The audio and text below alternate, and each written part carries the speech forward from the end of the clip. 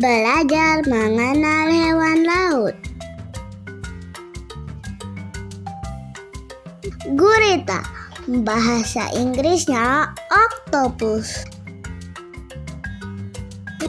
Gurita, bahasa Inggrisnya octopus.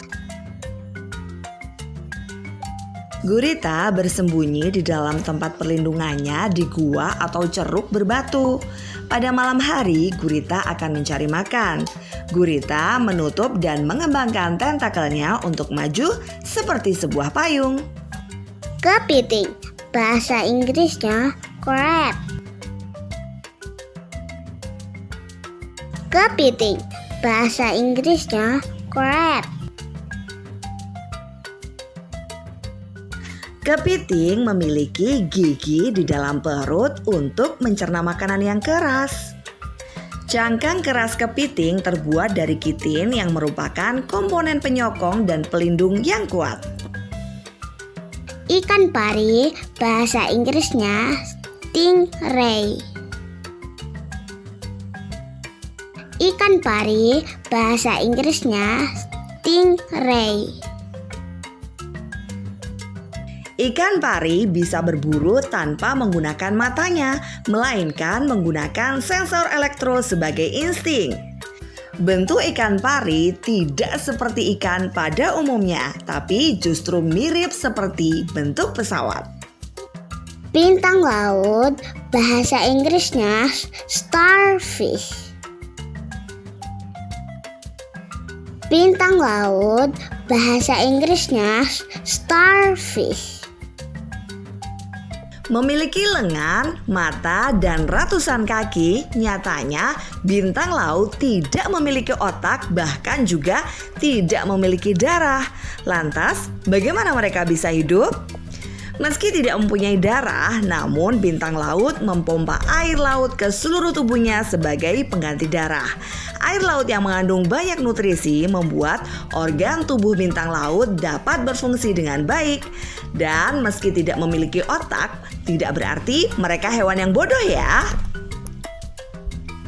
Ikan badut, bahasa Inggrisnya clownfish. Ikan badut, bahasa Inggrisnya clownfish. Ikan dengan warna cantik ini ternyata tidak terlalu pandai berenang loh. Karena itu ikan ini lebih sering berlindung di balik tentakel anemon laut. Saat mendapat serangan dari hewan lain, ikan ini akan berenang dengan cepat untuk menghindar. Penyu, bahasa Inggrisnya turtle. Penyu, bahasa Inggrisnya turtle. Penyu tetap bertahan hidup terhadap perubahan iklim. Hal ini yang membuat penyu tidak punah sampai sekarang. Bagian tubuh penyu bagian atas dilindungi oleh cangkang yang disebut carapace. Penyu berbeda dengan kura-kura, mereka tidak bisa menyembunyikan kepala dan kaki mereka ke dalam cangkang. Cumi-cumi, bahasa Inggrisnya squid.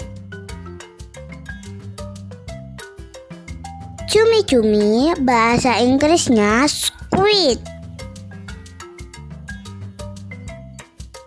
Cumi-cumi adalah invertebrata laut tercepat. Gelar invertebrata laut tercepat layak didapat cumi karena kecepatannya saat berenang bisa menyentuh angka 40 km per jam. Ini membuat cumi juga mudah terhindar dari predator atau ancaman lain yang mengganggu mereka.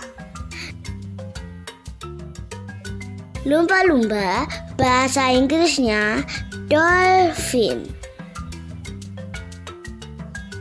Lumba-lumba, bahasa Inggrisnya dolphin. Sebagai mamalia yang bernafas dengan paru-paru, lumba-lumba harus menghirup udara setiap beberapa menit sekali. Hal ini membuat lumba-lumba tidak bisa tidur karena mereka bisa saja tenggelam. Hiu, bahasa Inggrisnya shark.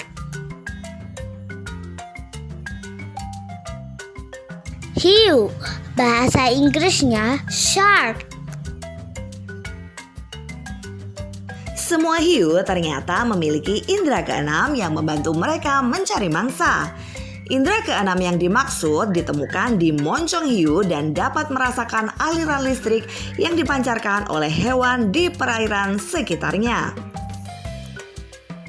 Anjing laut, bahasa Inggrisnya seal. Anjing laut, bahasa Inggrisnya seal. Anjing laut akan menyelam hingga 900 meter untuk mencari makanan. Kendati demikian, beberapa spesies diberikan kemampuan untuk menahan nafas di dalam air sampai dengan 2 jam. Mereka hanya muncul ke permukaan selama beberapa menit di antara penyelaman. Sebelum menyelam, anjing laut jenis gajah utara terlebih dahulu mengosongkan paru-parunya. Kelamang, bahasa Inggrisnya hermit crab.